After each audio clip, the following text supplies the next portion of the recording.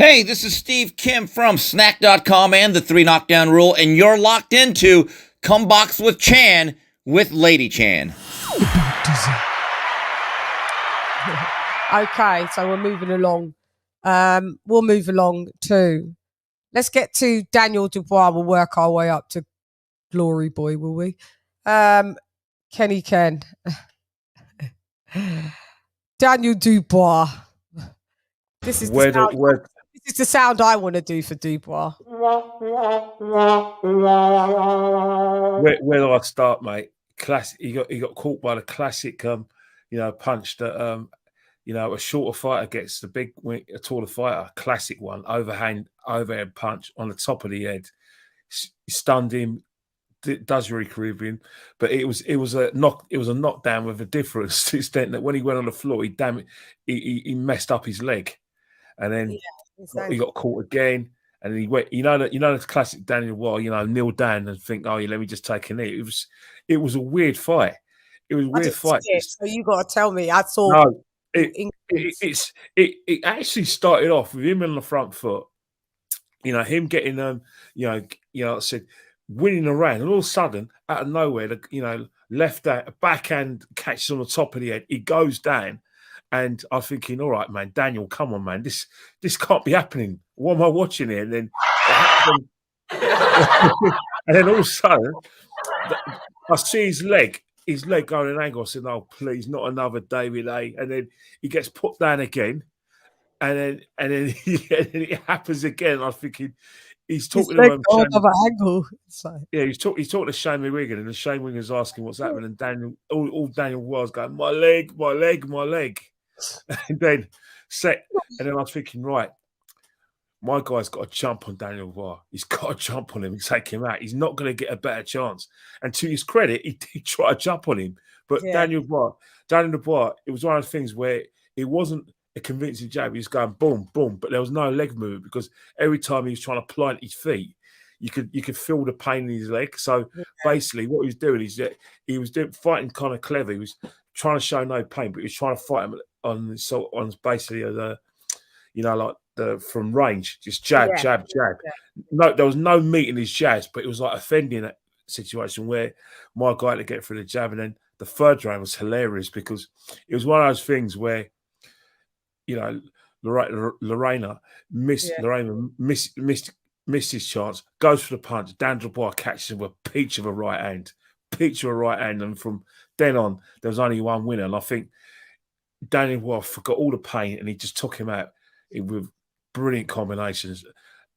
The signature punch, which was the punch before the signature punch, the left hook, but he caught me with an uppercut inside the ropes.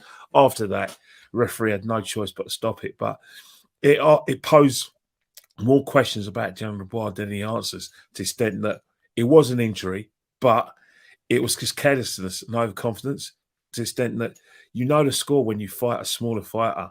Mm-hmm. Always make sure you have some sort of head movement and your feet are right, because every time you fight a smaller fighter, the punch that they always look for was the overhand, whether it's the overhand right, because he's on southpaw, the overhand left. That punch catches you. That's it. We've seen it happen with our friend AJ, with Ruiz. The overhand right. When AJ takes him out of a left hook, the fight in Madison Square Garden, Ruiz clears his head. AJ's confident, comes forward, bang. He gets that equilibrium shot and never recovers. You don't recover. To Daniel Dubois' credit, I think he had more important things in his mind than stars in his eyes. Literally, it was more his ankle, but he came for it, and it was a good finish in the end. But in terms of Daniel Dubois, you look. The irony of the whole situation, Daniel Dubois is meant to be one of our biggest prospects. And in the crowd, we've got Joe Joyce, levels above him. Tyson Fury speaks for himself and got oozing, and he's thinking, Daniel, mate, maybe another 18 months before you start fighting in that company. You still got a lot of work to do on your feet. Like I said, a bit of your speed and also your head movement. You're still raw. You're not ready. You're not ready for that kind of level. Mate, I didn't watch the fight, but thank you for that breakdown, because Yeah, that's what I basically heard. Listen, Daniel Dubois is just not it, in my opinion. He's not it. His lack of head movement hasn't changed. It's been a constant thing that's been said time and time again. He's Frank Bruno. He's Frank fucking Bruno. He's stiff. He's robotic. This is the real one. It's a shame because he's got a good combinations. He's got a very good hard punch. He's got a great jab, and his right hand is not knockout material. It's just a shame that, you know, if anyone, to be honest, I'm a bit annoyed with Shane McGuigan because I was thinking, hang on, we call you a top trainer. You've got to do better with it. Get his feet right and get his head moving right. Come on, Shane. Yeah. You've got to do better than that, mate. Yeah, getting paid so much money. And I think that was a premature stoppage from the ref. Listen, Daniel went down 3 times, no wave off. This geezer gets in a bit of trouble, goes, and then there's no. To be honest, look from the outside looking in, they were heavy. You know, that the referee did him a favour because count him out. Yeah, he had to. I'm about to jump in. No, but not because I'm a DR fan. When the punches I've seen, because I've seen it a few times, you know, after, because, you know, I paid £26.95 for that fight. Don't ask me why. So I've had the benefit that every 2 hours since the Saturday they've been showing it continuously. They're going to show it looks like for the rest of the week. So I've been able to watch it obviously watch it live, but I've watched the replays continuously, incessantly. So from where I always try to see why the referee stop the fight, and from what I saw after probably the third or fourth time, he was in a lot of spot above her. He was concussive punches to the extent that it would have been the only reason why we say, yeah, maybe it's a bit premature because of the time he did it. Just when the bell was about to, go off for the fourth round, that's when he jumped in. But we're going to get to that fight, the next fight, where again, it was the last 10 seconds when the referee stopped it. So I don't know who would be a referee. Who would go ahead, King? Who would be the referee? Who would be a referee? We have a go at them because they don't stop it too early, and then when they stop it, it's too early. I always have a go at you stopping it too early. Here, let me give it to you. Let me give it to you raw, real quick. Dubois in that first round, low key, if we want to talk about stoppages, he should have stopped that fight when Dubois just basically collapsed the second time. He didn't get knocked down; he fell backwards and just collapsed. Then he got back up. Later on, he got barely tagged and he collapsed again. If you're looking at a fighter that you see is hurt, that you want to say on some level you need to step in, that ref should have stepped in there because the dude's basically not even able to even stand up, and he's not even getting hit. So, okay, Dubois survives the round, showed a little heart, shouts out. So we get to the end of the fight when he's gas Loreno. Yes, he clipped him with a good uppercut, but in the midst of that exchange, Loreno was throwing punches and actually connected a good left hook within the exchange. It wasn't close to the bell ringing. Literally, Loreno hadn't fell against the ropes when the bell did ring. Yeah, that's it. Yeah, so he was not. He had took a good shot, but he hadn't fallen against the ropes until after the bell rang. And the worst part about that is Dubois' third knockdown was at the end of the round when the bell rang, and he discounted him, let him go to the corner. He deserved the count or just to let him go to the corner. That stoppage after the bell. It wasn't before. It was after. The bell comes. Dubois hits him. No, he hits him. The bell comes. Then the guy stumbles back into the rope because he probably relaxed because he heard the bell, and then the ref stopped it. It's a premature stoppage. It's just not necessary. Does it mean that Loreno would have won? No, but you give these guys a chance. This is something important. He had put in work enough in the beginning of the fight. If you're giving Dubois the benefit of the doubt, you got to put this guy away. And we're not going to wave it off. Like, I just seen too many fights with Dubois where there's wave off. That's why I think there's this overconfidence of his power and stuff. There's a lot of fights that should have kept going that they waved off because it's like he got a little good combination. He doesn't got good head movement. His power is extremely overrated. It's not to say he's a bum or a bad fighter, but he's at best a regional champion. Now he got this bullshit Reggie belt. So hopefully somebody forces a damn mandatory so he can get the hell up out of here, because He's not. I mean, it's just he's not a contender. He's not. He does not have the skill or the heart to be a contender. It's just like you just got. This was a light touch. This is supposed to be a light touch. This guy. Let's keep it real. Who know who the fuck Loreno was before this fight? None of us. No one. So he got a light touch. It's a confident building fight, so he can get one of these junior belts because that's all Reggie belt is, and then try to tell me that he's in line to challenge Usyk or somebody because that's basically what that it's not true. Huh? Could you imagine about him going to fight Usyk? He thinks he's any blood clot levels to fight. It would look silly. It would look like it would look bad. It would look extreme. So I mean, like I said, it's no knock on him, but we got a whole crop of prospects, and he's not even.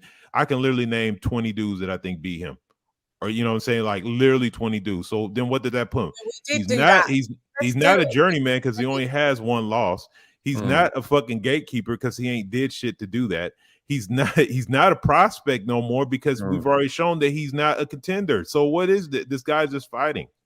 So Ken, after go ahead, you can respond. No, I think what it is that as long as like the Warren family, like I said, they're involved in his career, they're going to do everything to give him the time to make to the extent that to make sure that he does become that prospect. There's no way at this moment of time that he's anywhere near him. It was the Joe Joyce fight. Told me everything I needed to know. I know he did his best, but the way Joe Boyce was just walking through him, that told me a lot. But one of the things that frustrates me is that there's been no improvement since then, and it's been 2 years since he fought Joe Joyce, and I thought if anyone can get an improvement, it would be Shane McGuigan. Maybe he could do with a new trainer because there's just the basics, and it's going to get him in a whole heap of trouble against big hitters. As King of Kings says, his feet are all wrong. The head movement is just it's all wrong. It's non-existent. It's non-existent, and I can think. As I said, you look at someone like Jared Anderson, up and coming prospect. I look at him and I'm thinking, you know what? Yeah. When I look at him, and I think, I can see something in him. Like I like his head movement. I like his feet. I love his punch selection. I'm thinking, come on, Daniel, man. You need to get to that guy's level, even for us to take a bit of notice, and then beyond to even get a fight. Because right now, it's not good, mate. I'm underwhelmed by him. So I agree with a lot of King says. I'm frustrated because by this time, I should be seeing something different. I should be seeing levels because like we were talking last week about Joe Joyce, but he had a good amateur experience, and every time we see Joe Joyce, he's getting better and better and better. The engine doesn't change, but the punch selection changes. He's bending his arms, he's getting his power, and he's actually trying to take people out. And there's an improvement with Daniel. He's fighting no different to when he beat Nathan Gorman. I know. I haven't seen anything different. I know. That's what frustrates me about him. I like the lad, but I want to see improvements. Yeah, me too. But I don't know if they're in the building. Like them improvements. Look, he's there to prove it's wrong because he's a kid at the moment. He's a kid. He's a baby in boxing. You know what I mean? Yeah, he is. Yeah, he is. I'm getting bored of that term, but he is. He's young, but it's like, dude, like you said, there's no improvement. And if you want to, he got to make drastic changes. He needs to really, to be honest, I don't know where he needs to go. He maybe go to Spain, somewhere. He needs to go somewhere else, reboot his whole team, start over again. Because his fundamental skill set is bad. He got good speed, but he got stone feet. He just does not have no head movement. Here's the funny part. I like low-key losing that fight. He should be fighting like F.A. Jabba to see if he's relevant. And he might get stopped in that fight. I'm going down the list. That's one on that's actually who we had him on. Because you remember, because Kenny wasn't at so we did a post-reactionary live on, was it on Sunday? Yeah, on Sundays. It was on Sunday, wasn't it? Yes. Yeah. So basically we said Daniel Dubois doesn't beat Fury. AJ, why? Oh, no. Joyce, No. Wilder, Sanchez, Anderson, Ergovic, Ruiz. Maybe not even old man Ortiz. He made just about us a 50-50 fight due to his age. Carlos Takam would give him problems. Derek Chisora, even if he's fucking Derek Chisora, now what we've seen him, that may be Derek Chisora was still giving problems, but Dubois may just knock him out. Cool, maybe. Chris Ariola, we reckon Dubois can handle him. Robert Elanius, we reckon Dubois can handle him. Adam Kawanaki, that seems to be his level. You're there. Fabio Wardley will give you problems. I don't know if you can even beat Fabio fucking Wardley. He should be. He should do. He should clean it out. One's British level and one's a Reggie Belt holder. But I mean, I don't know. I can't say that. Zhang knocks him out. I would have my money on Fabio. I agree on that, On Fabio, to be fair. I'd have my money on Fabio. Honestly, I swear. I do not see Daniel Dubois knocking out no Fabio Wardley.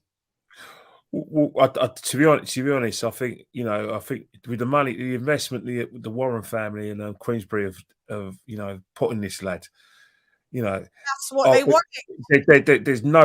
I don't think he's going to fight Fabio. Fabio, he's got a lot to learn, but it's not going to happen. But I think in terms of like Daniel Dubois, the fights you've mentioned, that is the next level fights he needs to be fighting, because at the moment it's very premature to even talk about him.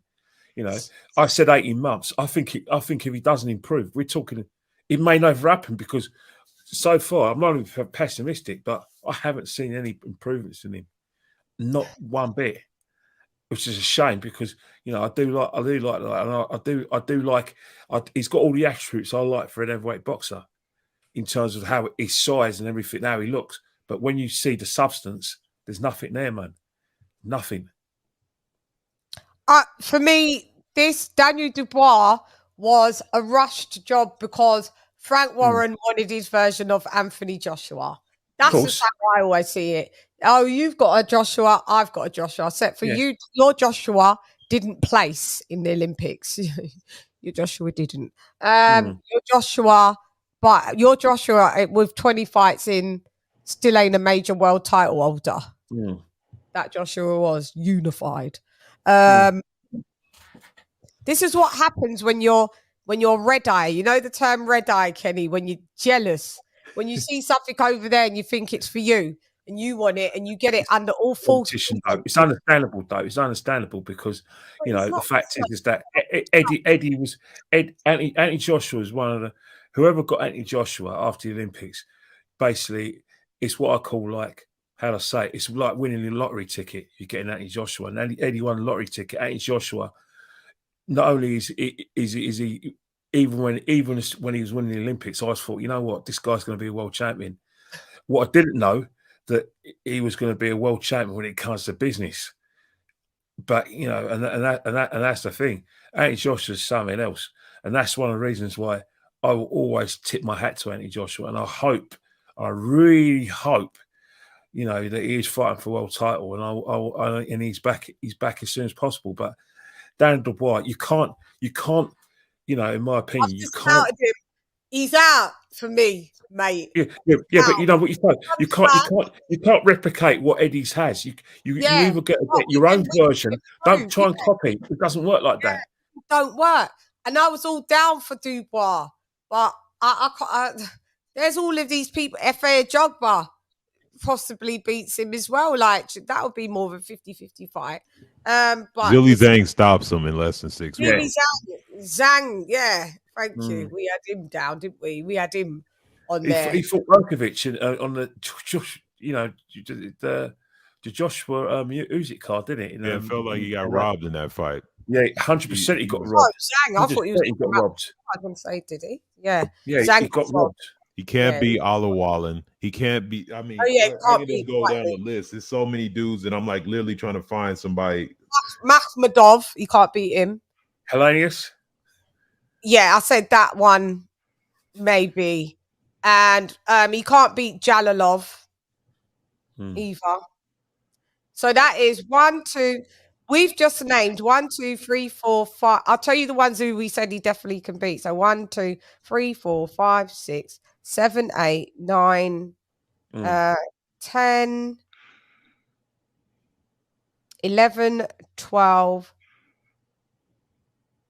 13, 14, 15 out of like nearly 20 or 18 he can't beat. Not looking good, is it? But hey, I'll even pile on it a little bit more. Let me get Jermaine Franklin a full training camp, and that's trouble for him. Franklin problems for him as well. Yeah, that's he's just not. It's no. The problem is, like I said, yes, he's young. He's 25, but you have got. If you need massive change, you got to do massive things, and staying held up in the fort over there is not going to do it. He needs to go old school train, and somebody needs to strip him back down to make him feel like he's nothing again, and then build his ass back up. Like he need to be somewhere swinging a sledgehammer or some rocks type shit. Like he needs to go back to the drawing board. Like this cuddling, this Frank Warren, like that's stupid to even try. You got a good stable over there. You got some good fighters over there. Why the fuck would you be trying to rush somebody that clearly is underdeveloped?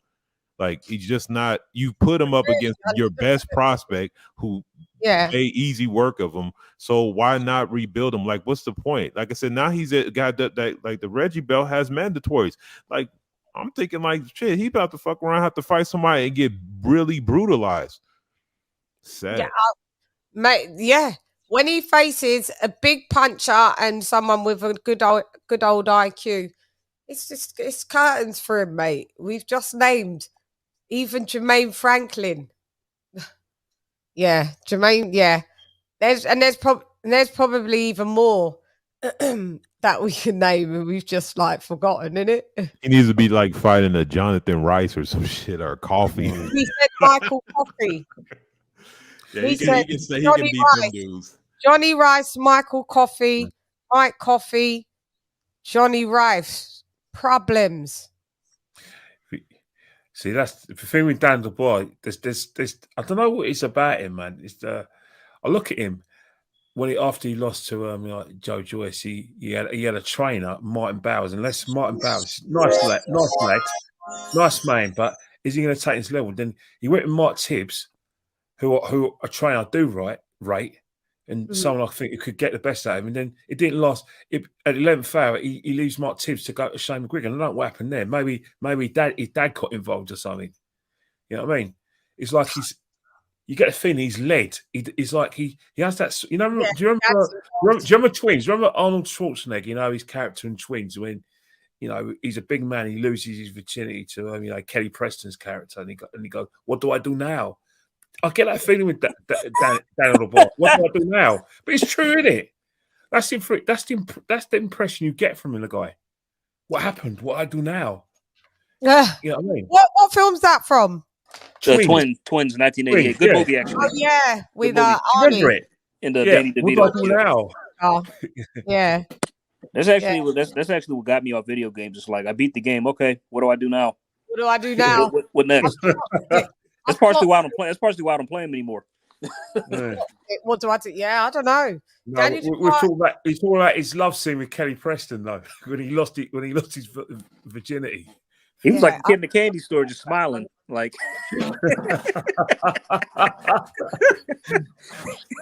Arnie. There was a day where Arnie was dominating in the movies, wasn't he? Dominating. He's still a baby. He says, thank you, Major. Nice of you to compliment. He's saying he's still a baby. Yeah, I mean, Fight.